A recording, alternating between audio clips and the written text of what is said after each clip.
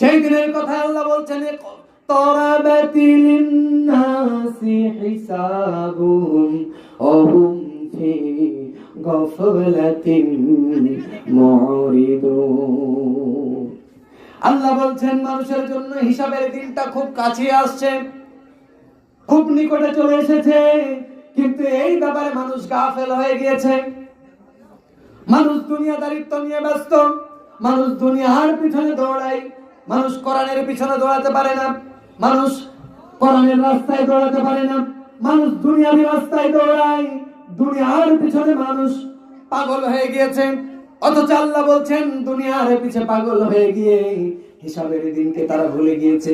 আল্লাহ বলছেন ইকতারাবাতি লিন-নাসি হিসাবুহুম ওয়া হুম ফি গাফলাতিন মুরিদুন। এই ব্যাপারে তারা উদাসীন, তারা বিমুখ, তারা খবর রাখে না। তার দৃষ্টান্ত হচ্ছে আজকের এই কোরআনুল কারীমের মাহফিল। মানুষ এতটাই দুনিয়ার ব্যাপারে গাফেল, মানুষ এতটাই দুনিয়ার ব্যাপারে পাগল পারা হয়ে গিয়েছে, কোরআনের কথা ভালো লাগে না। কোরআনের চাইতে মানুষকে এখন বাজার ভালো লাগে, এখন গান বাজনা ভালো লাগে, এখন নভেল নাটক ভালো লাগে।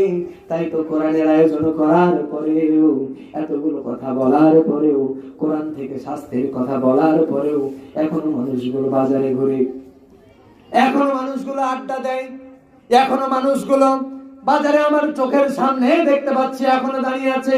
আল্লাহ এদের ব্যাপারে বলছেন ইকতারাবাতি লিন-নাসি হিসাবুহুম ওয়া হুম ফি গাফলাতিন মুরিদুন।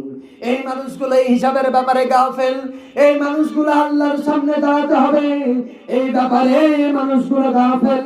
যারা কোরআনের পথে চলে না, যারা কোরআনের রাস্তায় আসতে পারে না, যারা কোরআনের ময়দানে বসতে পারে না, যারা হিসাবের দিন কিভাবে আল্লাহ হিসাব দিবেন এগুলো জানার চিন্তা ফিকির যাদের মধ্যে নাই, এই মানুষগুলো হিসাব সম্পর্কে গাফেল।